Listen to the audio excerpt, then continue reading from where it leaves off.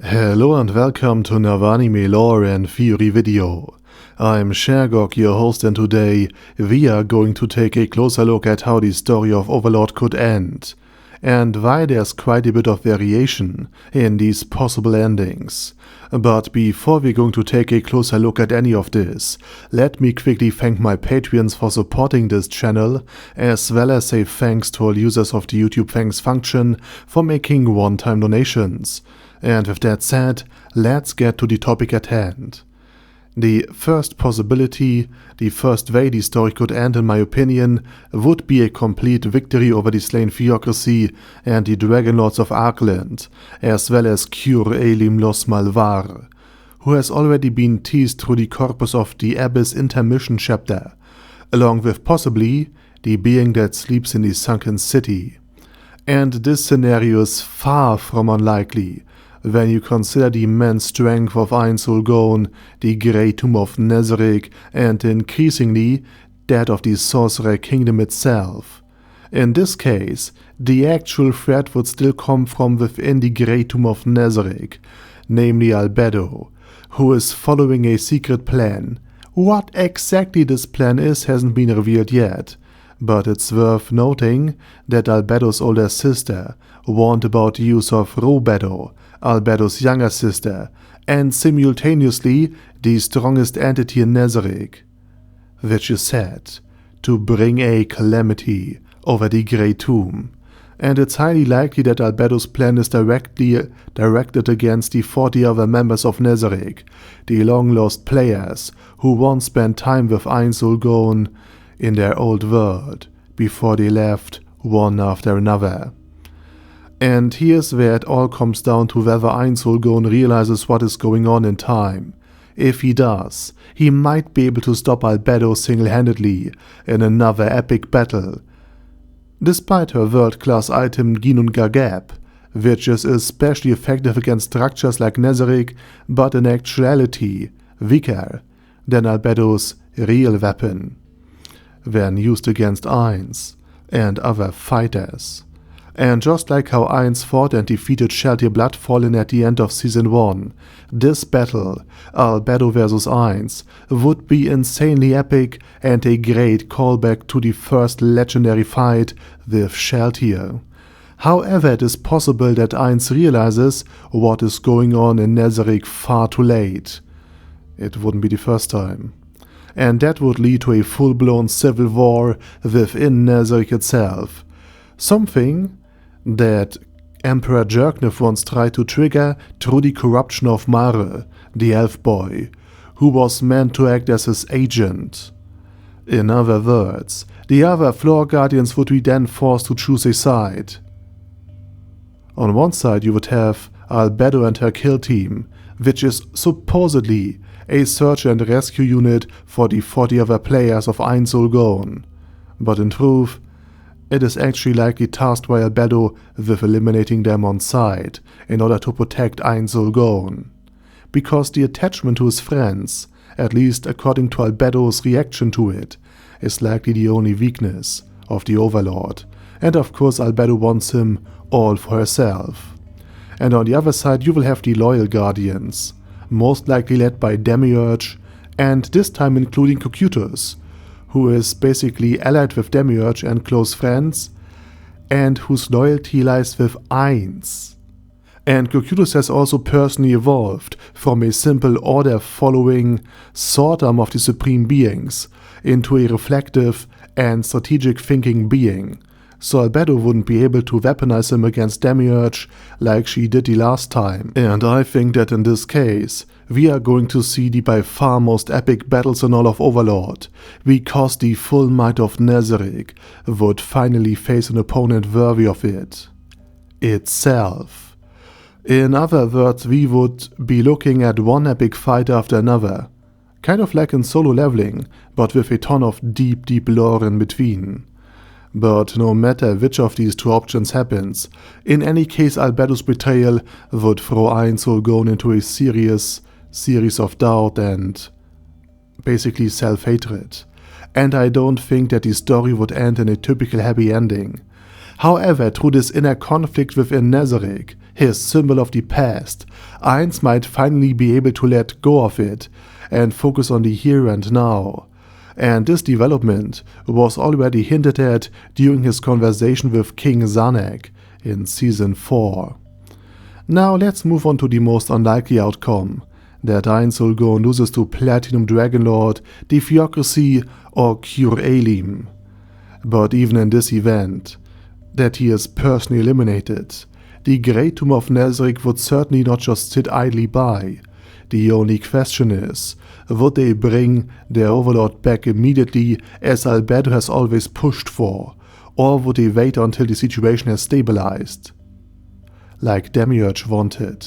In other words, only once Ainz remains have been brought back to the Grey Tomb. And I think that this could trigger a conflict between Albedo and Demiurge as well.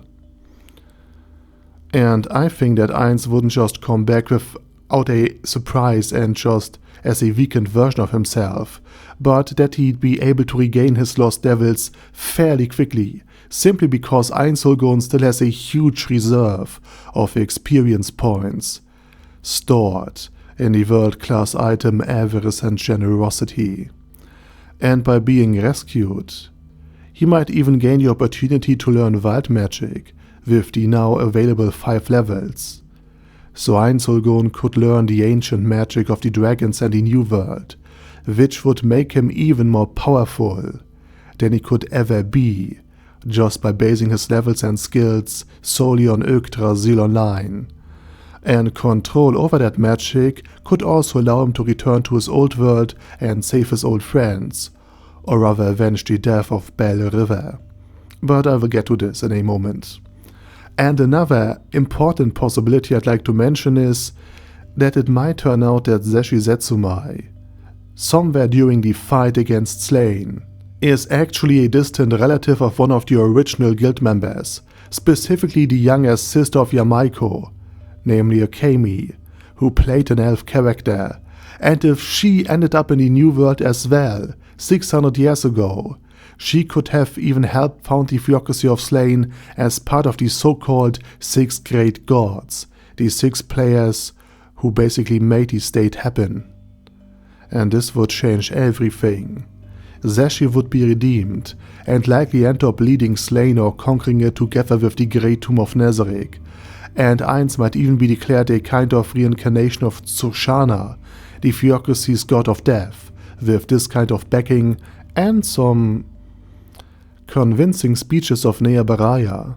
And of course, to make that happen, they'd either need to convince or simply subjugate Rufus, the first servant of Tsushana, something Ainz as an undead overlord is definitely capable of doing.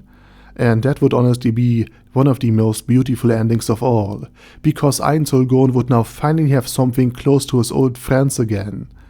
Even if it is only a distant relative, it would mean a lot, because due to his undead body and his mental suppression, Ainz is only really able to form deep emotional connections with people from his former life, or the beings created by them. But there's also another possibility I haven't fully explored yet, namely that Ainz discovers the reason why he ended up in the New World.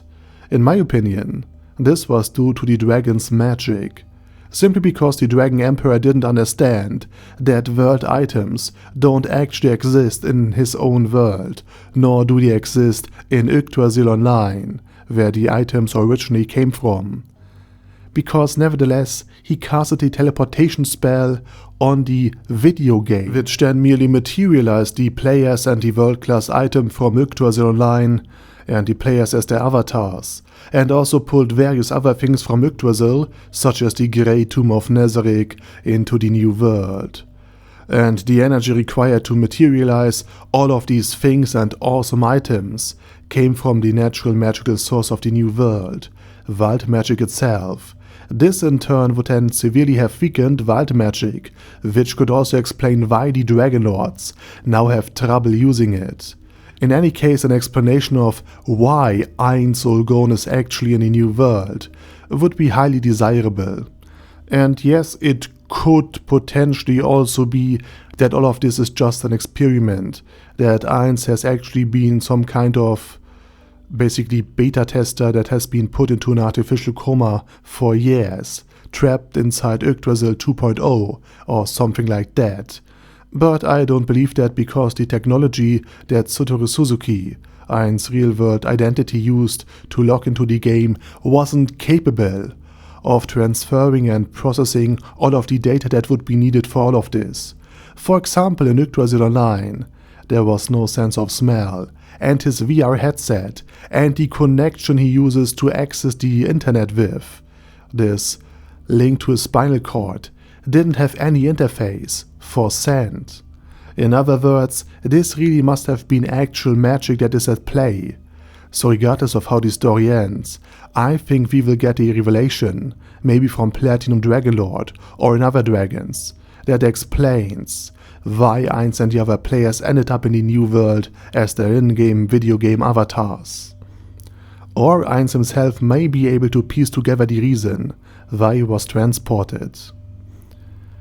And I think I will probably make a separate video on this idea as well. And with that said, now it's your turn. What do you think about the video and the topic? Let me know it down in the comment section.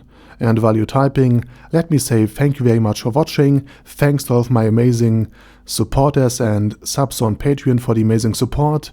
And as usual, I say my special thanks to Arder Daddy Arder, ASK, Bad Guy Yee, Bad Burrito 316, Beezer, Ben C, Brandon S, Brandon D, Chrissy, Crowley 0221, Sia, Crystal Prime, Dead Slime, Death is Mercy, Deathless Dragonlord, Demon Xenomorph 1987, Devin Downen, Ding Dong, Din Pep, Dragonlord Placido Saxophone, Duckwagon, Dunkler Krieger, Dystopia, Dystopia II, Enigmatic Unicorn, Feral Shivan, Guy with That Head, Hector Marino, Hoss, Huster, Jacob G, Jana B, Jason, J. Morris, Chromius, Kyle R, Lee K. Long, Legendarius, Le Louche Britannia with a Mustache, Lexus Fox, Lord Nishikian Rai, Lord Touch Me, Loverazer, Merowek, Mr. Shoes, Mr. Tweaker, Michael R, Michael Y, Nope, Oh Hell No, Normal Toad, Oh Kill, Overlord General Gasper, Paddy Pentum, Personage, Ruru, Primus 11, Rhinomere, Q&A Caracos P, Shergox's Daddy, Shadow Lightning Wolf, Shrine Keeper, Sir Axolotl, Super Tier Magic Batista Bomb, Supreme Cheese, Staris, Ted, Texas Deer, The Orc Warboss, Rocket Smasher, T.E. Wang, Vash Hawkeye, Vegito27, Venture Fanatic, Wilhelm, Xenokai, and Sonagon. Thanks guys. Anyway, have a nice day, and I hope to see you all again soon on my next video.